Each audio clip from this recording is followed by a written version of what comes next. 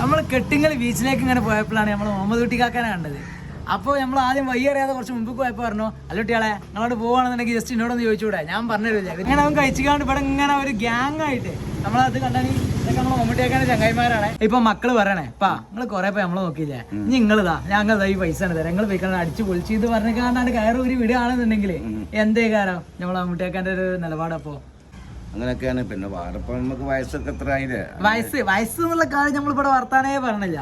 അതായത് നിങ്ങളിപ്പോ കണ്ടാണ് നമ്മളെ ഇന്നേറ്റപ്പോ ഇന്നീതാറ ഊർജ്ജത്തോടു കൂടി നിങ്ങൾ സംസാരിക്കണേ. ശരീരത്തിനല്ല വയസ്സായിട്ടുള്ളൂ, മനസ്സിപ്പോഴോ എങ്ങാണല്ലോ. അപ്പൊ അതുകൊണ്ടാണ് നമ്മൾ ചോദിക്കണത്.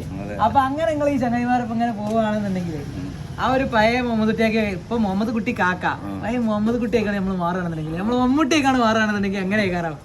അതെ, അതൊക്കെ നിങ്ങളൊരു ചോദ്യം തന്നെയാണ്. മമ്മൂട്ടിക്ക് സംഗതി പ്രായമായി, പക്ഷെ ഇപ്പോഴും ആ ഒരു ഇതിൽ സ്ക്രീനിലാണ് വന്നത്. നമ്മളെ പോലത്തെ ചെറുപ്പക്കാർ വരെ കൈയടിച്ചാണ്. കാണാൻ എന്താണ് മൂപ്പര ശരീരത്തിലെ പ്രായമായിട്ടുള്ളൂ, മനസ്സുകൊണ്ട് ഇപ്പോഴും മൂപ്പര് യങ്ങാണ്, എനർജറ്റിക് ആണ്. അപ്പൊ മുഹമ്മദ് കുട്ടിക്കൊക്കെ അതേമാതിരി നിങ്ങളെ ചങ്ങായിമാരൊക്കെ കൂടുമ്പോ നിങ്ങളും അതേപോലെ തന്നെ ആവും.